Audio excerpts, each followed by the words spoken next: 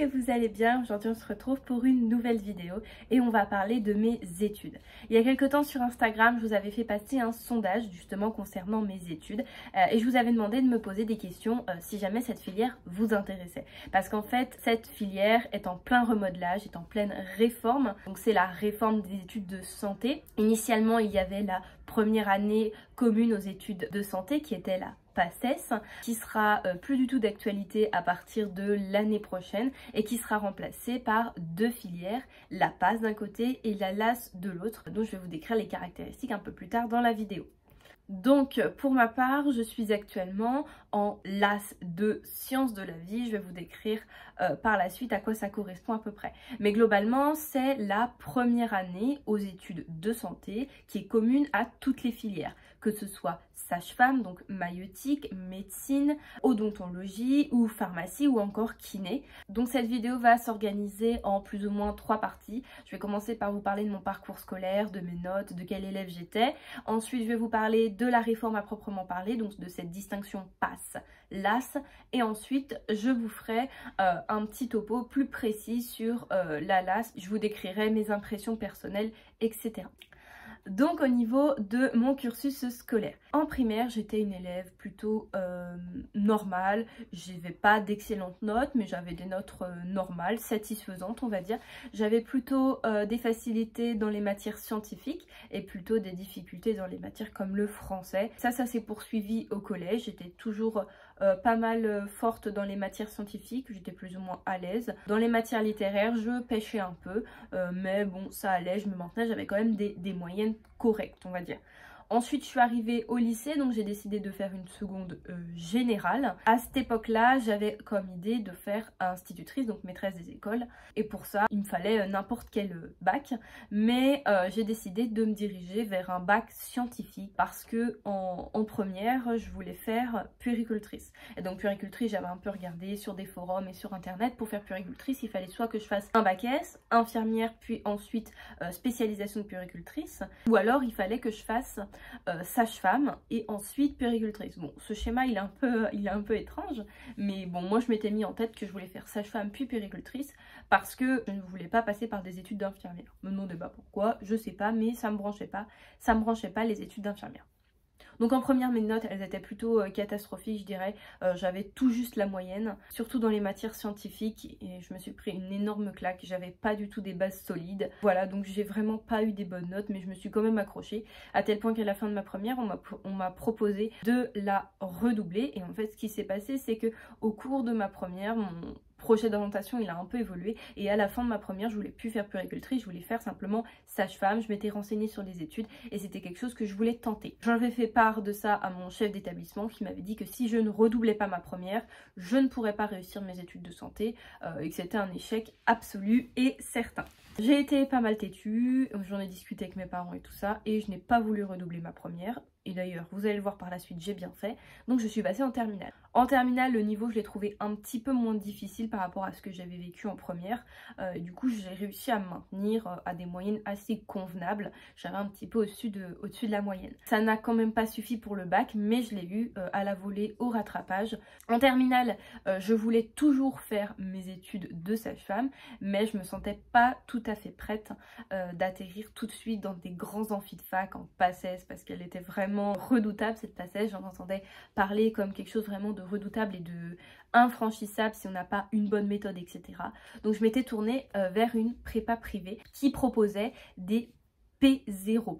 En fait, la première année, donc la PACES, c'est la P1 et eux ils appelaient ça la P0. En fait c'était un an de préparation à cette première année en amont dans une prépa privée avec des cours, avec des profs et on voyait une bonne partie du programme, évidemment pas tout parce que le rythme était un peu moins intense que la PACES, mais ça nous permettait de nous mettre dans le bain et de commencer à nous habituer à cette année fatidique et de nous apprendre des méthodes d'apprentissage. Donc j'avais choisi ça, mes parents avaient payé tout ça. Parallèlement à ça, on m'avait conseillé sur Parcoursup de quand même mettre mon vœu à la faculté. Donc j'ai pas précisé, mais j'étais à la faculté de Tours. Donc j'ai postulé pour ma première année, donc pour ma PACES, à la faculté de Tours sur Parcoursup. Et voilà, en sécurité, parce qu'en fait j'avais les résultats de si j'étais intégrée dans cette prépa après inscription sur Parcoursup. Donc j'avais pris mes précautions et j'avais fait ça. Donc comme je vous ai dit, j'ai eu mon bac à la volée, pas de problème. Après les rattrapages, je reçois un courrier de ma prépa me disant que cette classe de P0 n'ouvrirait pas parce qu'il n'avait pas un nombre suffisamment d'élèves, sûrement en raison de la réforme qui approchait juste pour l'année en fait d'après. Donc là, c'était vraiment la douche froide, surtout que quelques jours auparavant, je venais d'annuler mes vœux sur Parcoursup. J'avais été acceptée à la fac de Tours, mais j'ai annulé mes vœux parce que j'avais déjà une place en prépa et je me suis dit, je vais laisser la place à quelqu'un d'autre. Grosse erreur, ne faites jamais ça. Donc là, ça a été la douche froide, du coup, j'avais plus rien. J'avais ni de prépa, ni de place en fac. Mais bon, j'ai très vite rebondi, j'ai appelé les administrations de la fac, etc. On a réussi à me réintégrer, vu que ma situation est un peu particulière, on a réussi à me réintégrer à Parcoursup. Et quelques jours après, j'ai été acceptée de nouveau à la faculté de médecine de Tours. En parallèle, la prépa qui m'avait annulé donc ma place en P0 me proposait un tarif un peu arrangé et réduit pour une prépa en parallèle de la P1. Donc en parallèle de la fac, je pouvais aller quelques jours par semaine à la prépa pour avoir des QCM en plus, pour avoir des cours en plus, etc. pour m'aider à approfondir et à acquérir une méthode. À la rentrée de septembre, je me suis retrouvée en PACES, dans les amphis de la fac, de l'extension de la fac de médecine de Tours, avec en parallèle ma prépa, que j'allais 2 ou 3 jours par semaine je crois. Je crois même que c'était beaucoup plus, c'était quasiment tous les jours, c'était le soir, assez tard d'ailleurs. Donc les cours ont commencé, autant vous dire que j'ai très mal vécu ma PACES, parce que je vivais à cette époque-là toute seule, que c'était la période de septembre, octobre, novembre, donc c'est une période qui est assez compliquée parce qu'il fait nuit le soir, donc je devais prendre mon vélo, je devais aller à la prépa le soir, vraiment, j'ai vraiment très mal vécu. Je pense que c'est pour ça que j'ai pas trop réussi, mais j'avais quand même une petite méthode, j'avais quand même une organisation, donc j'essayais quand même de suivre les cours au mieux que je pouvais, etc.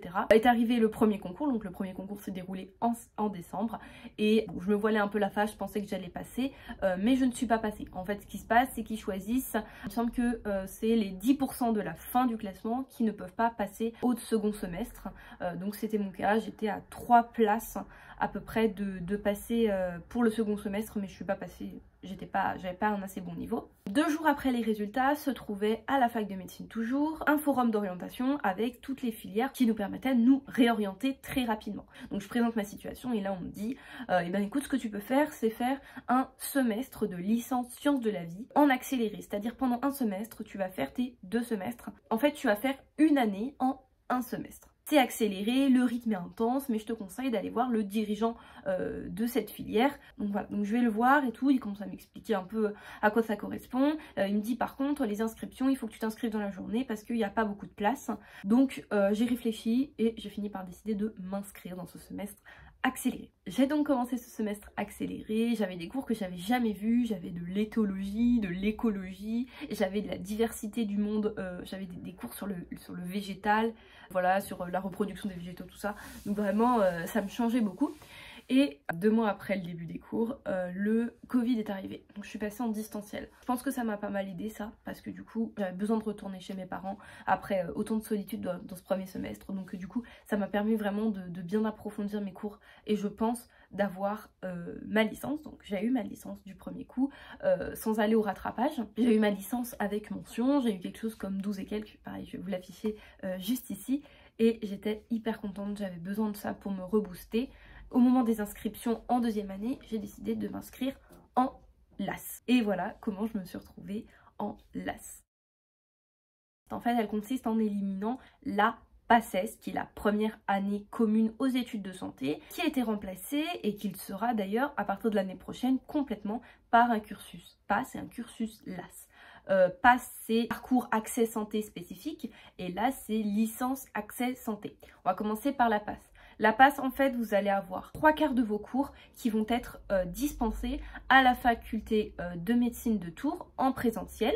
Donc ce sera des cours de santé. Et vous allez avoir 1/4 qui sera des cours en distanciel qui seront sur une plateforme en ligne qui est Célène où les profs de votre licence vous déposeront les cours dessus et vous aurez simplement à les suivre en autonomie. Au niveau des licences que vous pouvez choisir, j'ai pris mon petit papier. Il est possible de faire pour la PAS, chimie, sciences de la vie, mathématiques, physique, économie ou psychologie. Maintenant, pour les LAS, c'est justement le contraire. Vous avez 3/4 de vos cours qui sont attribués à une licence et un quart de vos cours qui se trouvent sur la plateforme Célène et qui sont des vidéos de rediffusion de certains cours de la fac de médecine, donc que vont suivre les PASS. Au niveau des licences, pour la LAS, vous pouvez faire une LAS à Tours ou une LAS à Orléans. Attention, petite information, les étudiants de Tours ne sont pas en compétition avec ceux d'Orléans et vice versa. On est vraiment une seule unité, il n'y a pas de compétition, il n'y a pas d'élèves avantagés, il n'y a pas un quota par université, c'est mélangé. S'il y a plus d'élèves bons à Orléans, ils prendront plus d'élèves bons à Orléans qu'à Tours. Voilà, on est tous mélangés. Donc à Tours, il est possible de prendre comme licence chimie, du coup option santé, sciences de la vie, option santé, économie, option santé, psychologie, option santé.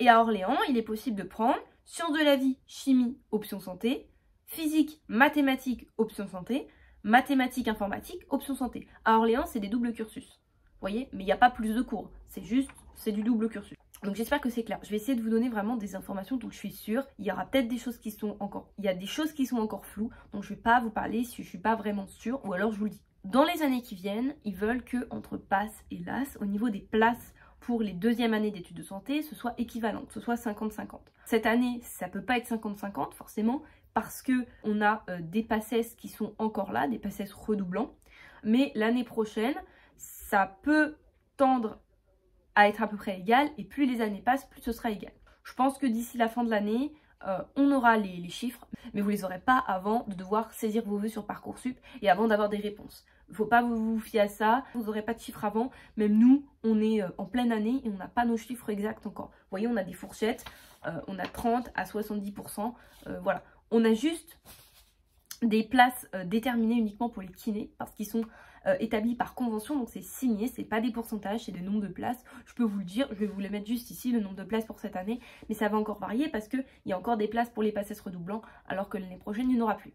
Juste encore une petite précision, la différence entre la PACES et cette nouvelle réforme, c'est que la PACES avant on pouvait la redoubler une fois, donc vous pouvez la tenter 2 fois.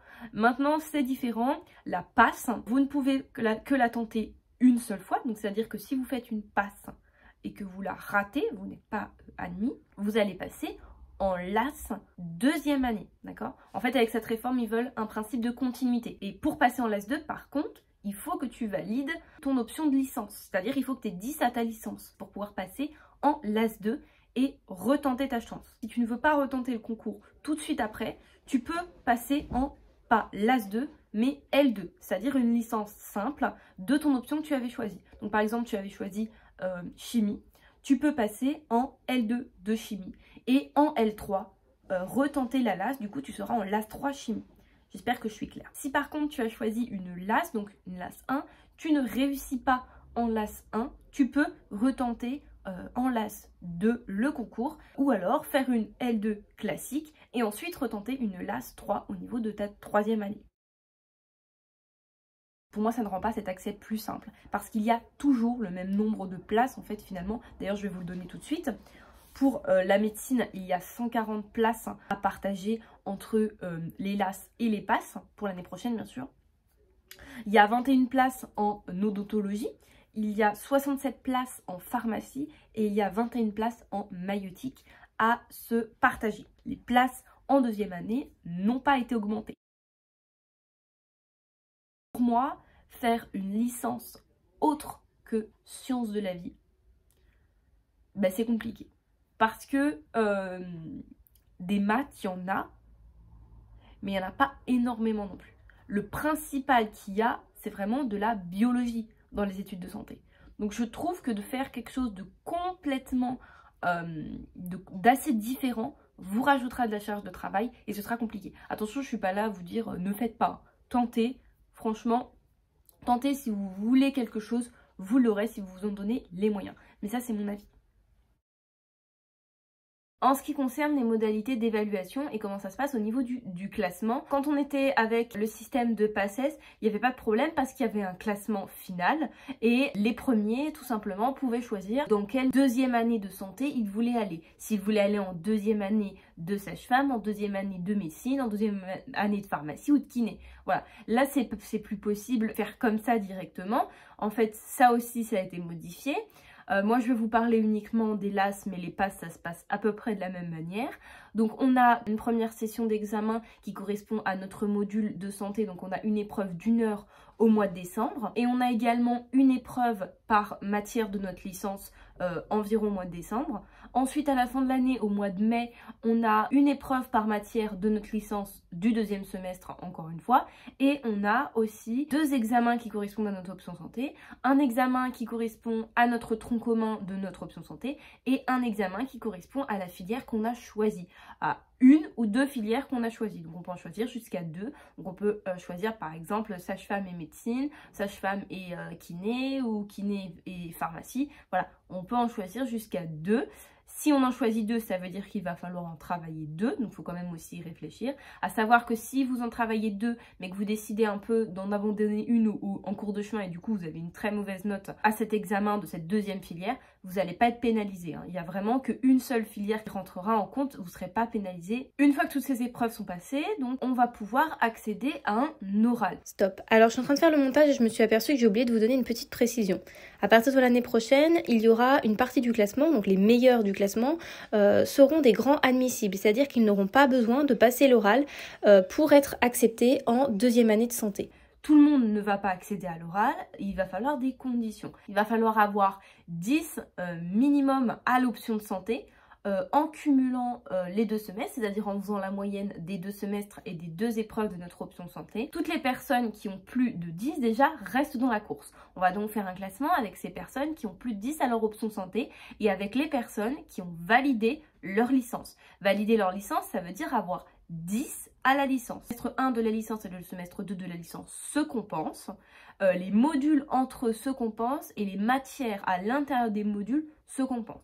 Normalement, ça se fait d'avoir sa licence. Si tu passes au rattrapage, tu ne peux plus concourir aux études de santé. En résumé, pour espérer être appelé à l'oral, il faut réunir 2 critères. Le premier qui est avoir la moyenne à l'option santé, c'est-à-dire au moins 10. Et le deuxième critère qui est avoir eu notre licence du premier coup, donc la valider avec au moins 10 de moyenne.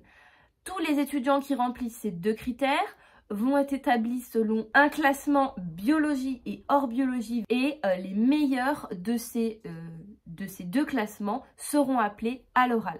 Combien de personnes ils vont appeler à l'oral? Et bien tout simplement, ils vont appeler 1,5 à 2,5 fois le numerus clausus pour avoir un certain nombre d'élèves. Donc c'est-à-dire que c'est pas parce que tu es appelé à l'oral que tu vas être sélectionné. Cet oral, on ne connaît pas encore vraiment les modalités d'examen. On sait simplement qu'on va passer devant un jury, on aura un petit temps pour préparer quelque chose et un temps pour s'exprimer sur un sujet. Ça existe déjà dans de nombreux concours, notamment le concours de professeurs des écoles. Il y a une partie orale aussi et dans d'autres concours également. Donc ça, je trouve que c'est pas mal et ça peut permettre de bien départager et surtout de pas nous départager uniquement sur de l'écrit.